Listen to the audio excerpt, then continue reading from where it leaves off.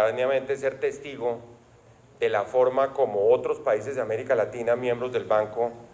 hacían parte de la organización, y me tocó representar a la organización en algunos de los comités del banco. Toda mi experiencia en ese sentido se remite a lo que vi en ese momento. Por supuesto, por mi condición actual, el énfasis estará en los temas de integridad y en los temas de gobernanza pública, que como ustedes saben, eran temas que aparecían solo de manera marginal y secundaria, pero que hoy son temas fundamentales por lo que representa no solo el cumplimiento de las condiciones que tendrían que darse para ingresar, no solo porque nos haga falta, como dice el título de este seminario, sino porque representan una serie de desafíos que en la actual circunstancia nos llevan a hacer unas precisiones que considero fundamentales. Como ustedes han visto aquí, la consideración es la del vaso medio lleno o medio vacío. Creo que la mayoría de ustedes se ha matriculado más con la tesis del vaso medio lleno. Y el segundo gran debate es saber si realmente todas las modificaciones en materia de institucionalidad, de normatividad, de marcos regulatorios, de prácticas administrativas, obedecen simplemente al cumplimiento de un requisito o van a ser un factor de despegue desde el punto de vista de una apuesta al fortalecimiento de la institucionalidad de este país en unos escenarios de modernidad. Y como siempre, si las consideraciones son institucionales, que casi uno que diría que es la teoría institucional la que se encuentra detrás de todo este conjunto y toda esta batería de herramientas en donde la OSD representa precisamente pues el escenario donde se producen, donde se evalúan, uno podría llegar a decir que lo que falta un poco más allá de todas las grandes reformas legislativas que por supuesto en materia de integridad, probidad, ética, anticorrupción aquí se han dado, son los cambios culturales que deben venir de la mano. Y eso lo digo particularmente porque una oportunidad de fortalecimiento institucional es a su vez una gran oportunidad de ser el punto de partida de un gran cambio cultural frente a un conjunto de prácticas que no por imposición de modelo económico alguno o de forma de Estado o de concepción del desarrollo, de participación del sector privado en el proceso de modernización de un Estado, tiene que llevar necesariamente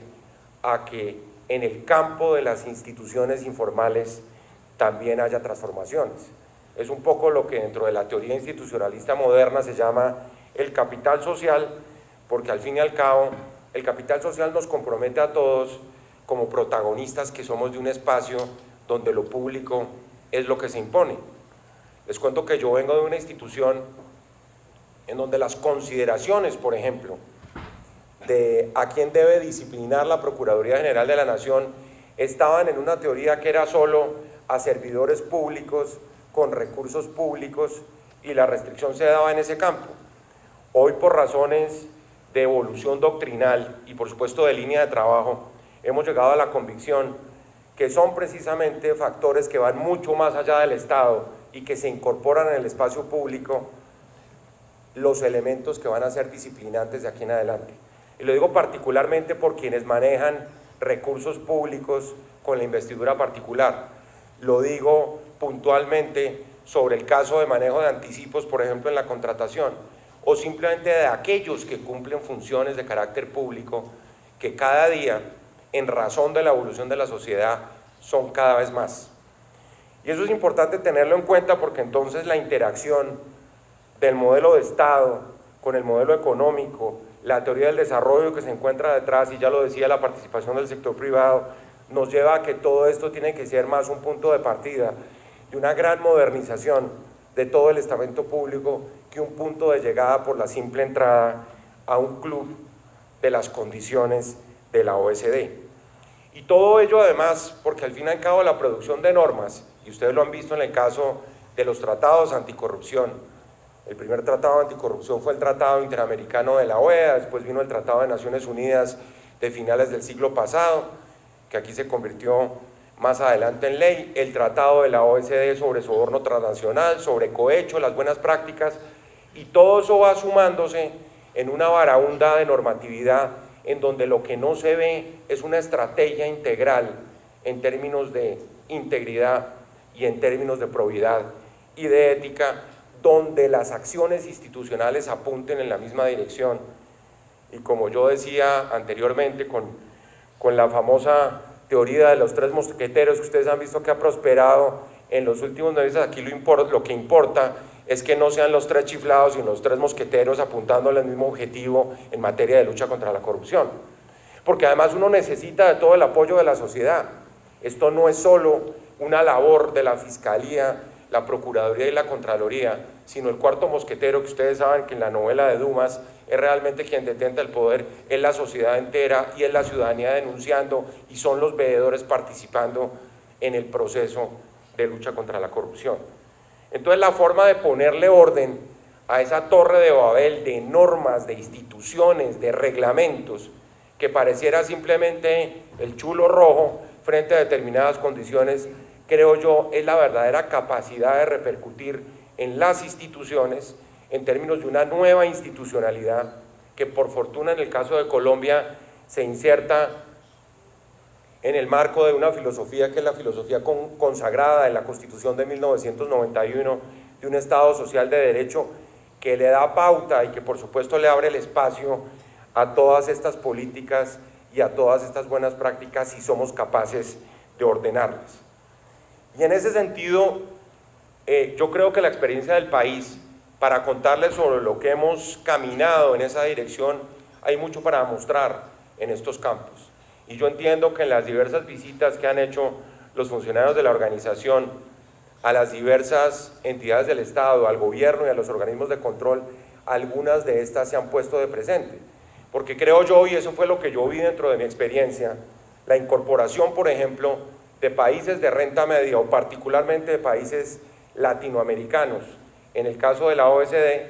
ha sido fundamental para marcar, como está de moda la expresión, un enfoque diferencial frente a las prácticas tradicionales de los países del G20, los países ricos, los países desarrollados, como los queramos llamar.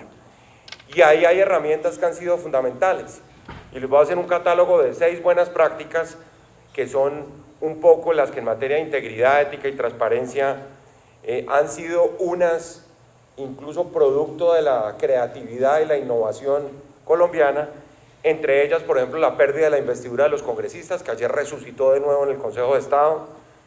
el enriquecimiento ilícito, no solo de funcionarios públicos, sino de particulares, que fue crucial en la historia de Colombia en la lucha contra el narcotráfico, en manos de una fiscalía que a mediados de los años 90 fue capaz de romper en un momento crucial de la historia del país los vínculos entre la sociedad y el narcotráfico, y que sigue siendo además una herramienta que se ha replicado en varios países de la región como una herramienta para luchar contra el crimen organizado. La declaración de bienes y rentas de los servidores públicos, que ha estado muy subutilizada porque es un volumen de datos tal que no le ha permitido como política pública ni a las instituciones de control ni al Estado hacer un seguimiento del enriquecimiento ilícito o de prácticas que no necesariamente tienen que estar en el Código Penal, pero que tienen implicaciones disciplinarias y fiscales. La insuficiencia, por ejemplo, que se ha dado en el caso nuestro de la regulación del cabildeo y del conflicto de intereses. Hemos entrado por la puerta del conflicto de intereses a través de diferentes estatutos normativos, entre ellos el denominado Estatuto Anticorrupción del año 2011, pero no hemos sido capaces de matar el tigre de lo que vamos a hacer con el cabildeo o con el lobby, sobre todo en las corporaciones legislativas. Los códigos de integridad, que son temas fundamentales. Si ustedes me permiten, les voy a leer un código de integridad que es bastante diciente y que dice lo siguiente. Esto es un código de buena conducta de una empresa. Queda prohibido a todos los integrantes de la organización financiar, costear o patrocinar de cualquier manera la práctica de actos ilícitos, utilizar un tercero para disimular u ocultar su identidad e intereses con el propósito de practicar actos ilícitos, ofrecer, prometer, conceder, autorizar, aceptar o recibir directa o indirectamente cualquier tipo de ventaja, pago, obsequio o entretenimiento, que contradiga los lineamientos de la organización, que pueda ser interpretado como ventaja indebida, y bla, bla, bla, bla, bla.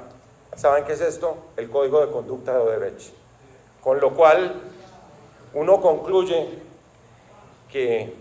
pues los corruptos también tienen códigos de conducta, y eso es una cosa lamentable. Y que realmente esto se queda convertido en letra muerta. Con lo cual uno concluye que las normas son muy bonitas, pero que la aplicación de las mismas se convierte, como en este caso, en un asunto de risa con implicaciones bastante lamentables. Y sobre todo, en el marco de todo esto, la posibilidad de que el Estado actúe como un solo ente en la persecución de este tipo de conductas. Y en ese sentido, creo yo, dando un paso todavía más adelante de lo que se le ha exigido a Colombia, hay una serie de herramientas que pueden ser fundamentales. Herramientas, y eso lo dejo para la discusión, por supuesto tenemos y estamos dispuestos a dar todo el debate legal y jurídico al respecto, como la incorporación de la responsabilidad penal de las personas jurídicas, un debate que se ha aplazado en este país, un debate que se dio en el marco del Código Penal en el año 1999,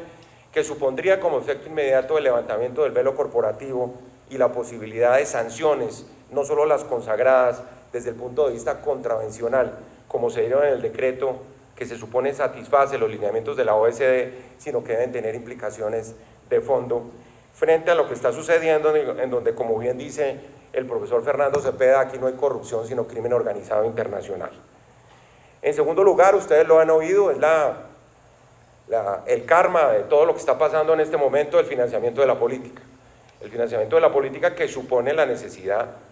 de romper ese vínculo perverso, ese matrimonio ilegítimo entre el dinero y la política, y que supondría, ojalá, como en este momento se está considerando, unas normas de financiamiento estatal, unas normas que permitan una organización electoral que tenga capacidad investigativa de recolección de pruebas, que tenga dientes, como se dice coloquialmente, y que tenga la capacidad de sancionar y de sacar del mundo de lo político a quienes incurran en este conjunto de prácticas. Tercero, las alianzas con el sector privado, la sociedad civil y la academia, en temas que suponen, no esto, que esto es un grito incumplible además, de paso premeditado, sino estrategias gremiales, por ejemplo, anticorrupción, que es un poco el tema que hemos venido conversando con algunos gremios. Yo tuve la oportunidad con Leonardo Villar en un caso de ver de qué manera podemos trabajar conjuntamente en esa dirección, y que por supuesto supone la necesidad de involucrar a los medios de comunicación como un actor fundamental dentro de estas alianzas. Importantísimo territorializar la lucha contra la corrupción. Ustedes han visto cómo uno de los grandes retrocesos del proceso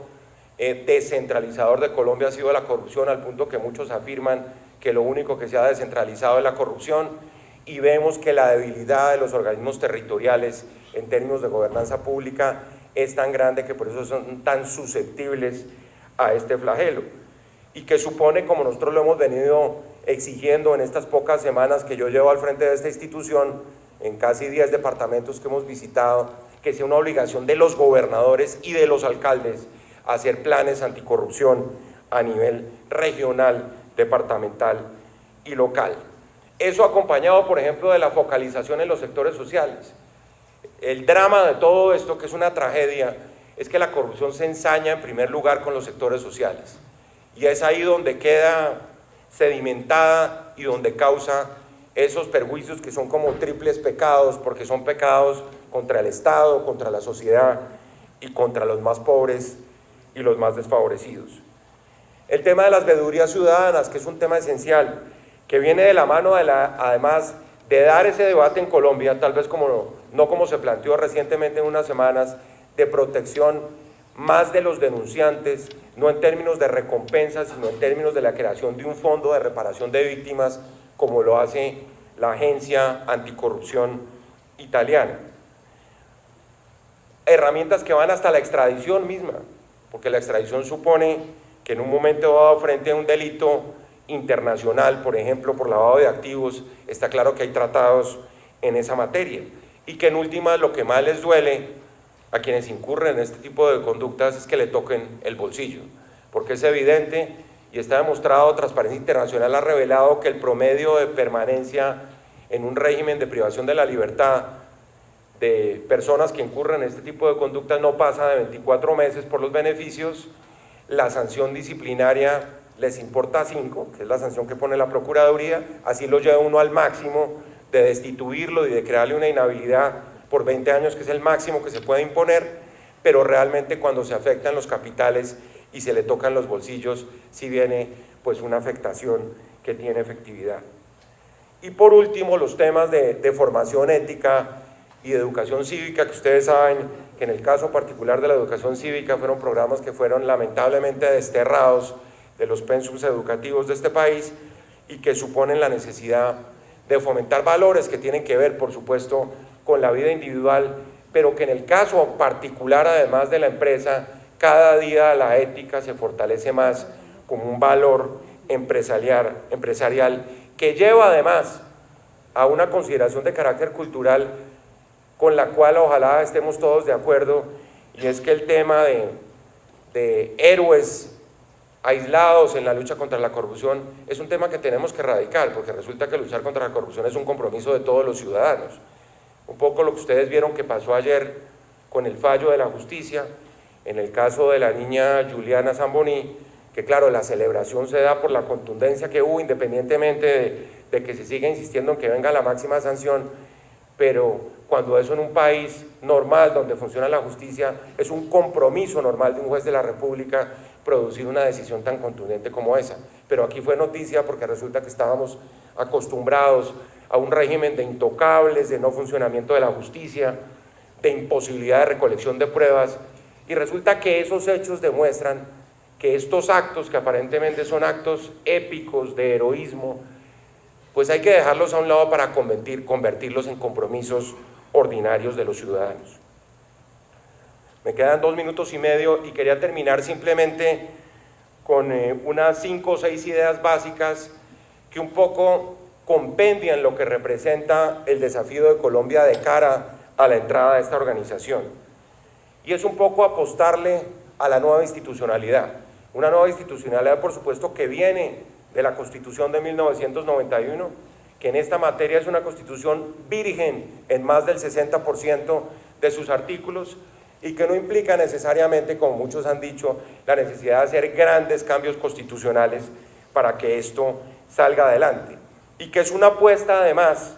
creo yo, a la territorialidad, como ya lo he dicho, y al fortalecimiento institucional y a jugar con las instituciones más que al salto vacío, al vacío del populismo, del autoritarismo, que parece el expediente de moda en este momento, en donde el escepticismo y el desdén y el descrédito por la política sigue ganando terreno. Lo segundo es el tema de la paz, porque nos guste o no nos guste el proceso mismo o el acuerdo, la realidad de Colombia es que no tenemos otra opción que seguir adelante, en el sentido de los escenarios, sobre todo de legitimidad moral que deja un proceso donde el cese al fuego redujo el número de homicidios, redujo el número de atentados, que tiene todas las dificultades que ustedes se puedan imaginar desde el punto de vista práctico y jurídico, pero que en el ámbito del cumplimiento de cuestiones que van a preservar, no el acuerdo necesariamente, sino la paz como tal, porque yo personalmente creo que hay acuerdo, pero no hay paz todavía, porque la paz hay que seguirla construyendo. De ahí en adelante, lo que está por fuera del acuerdo sigue siendo un terreno fundamental para consolidar la paz. Es decir, la paz mucho más allá del acuerdo, del sí o el no, o de lo que pasó en el plebiscito en Colombia el 2 de octubre del año pasado. Y todo eso supone construir confianza, que me parece a mí que es la palabra fundamental. La crisis es una crisis de legitimidad de las instituciones, del Estado, de la justicia, y recuperar la confianza es un elemento fundamental. ¿Cómo se recupera la confianza? Por la vía de tantas legitimidades. La legitimidad política de un acuerdo que se tiene que ganar todos los días, independientemente de lo que haya pasado en el Congreso. La legitimidad social que se da por la efectividad en la lucha contra la desigualdad. La legitimidad territorial que se da en los territorios de Colombia buscando los escenarios de paz allí. Y una legitimidad moral y ética que es uno de los grandes desafíos de este momento, y es que todos estos recursos que van a entrar a ser elementos esenciales del cumplimiento de los acuerdos se administren de manera transparente se administren con rendición de cuentas y no terminen feriados por la contratación regional de este país o por procedimientos que pongan en entredicho la integridad en el manejo de los mismos. El compromiso del sector privado y de la sociedad civil con lo público, que me parece esencial, que es la forma además de combatir todo ese gran déficit de justicia que se da. Una de las grandes críticas que nosotros hemos hecho es que por estar tan concentrados y tan obsesionados con la justicia especial de paz, dejamos una vez más a la vera del camino la justicia básica, territorial, esencial, la atención básica de la justicia. Y lo digo por lo que ve uno en las zonas veredales. Yo vengo de la zona veredal de Mesetas y realmente nuestra preocupación era, por supuesto, los incumplimientos que se han dado dentro de la zona veredal, pero fuera de la zona veredal hay un país que es mayoritario, cuyas necesidades y cuyos intereses hay que defender, y cuyo sistema de justicia quedó en un sistema de dos velocidades, donde las grandes reformas que requiere la justicia de este país, una vez más, parece que están quedando aplazadas. Y que lleva, por supuesto, a todos los temas de ilegalidad, de impunidad y a los temas de informalidad, que lamentablemente son el terreno mejor abonado para la ilegalidad y para el déficit de justicia. De tal manera que en últimas, como estamos hablando necesariamente de un cambio que es de carácter cultural, pues ojalá en este país, pues ser honrado dejara de ser, como ya lo he dicho, un asunto de superhéroes, sino que pase a ser un asunto de ciudadanos. Y aquí el factor de cómo hacer la política, de cómo recuperar la majestad de la política, sigue siendo esencial. Y esto es lo que se ve necesariamente, digámoslo así, en el sistema circulatorio de todo lo que se está exigiendo en este entramado de normas, de instituciones y de reglamentos de cara a los condicionamientos, digámoslo así, que pone la organización para entrar. Es decir, que en este país se pueda volver a hacer política con las manos limpias y que en últimas la visa para entrar principalmente a la OSD va a terminar siendo, por la coyuntura actual, un problema de ética, de integridad y de probidad. Muchísimas gracias.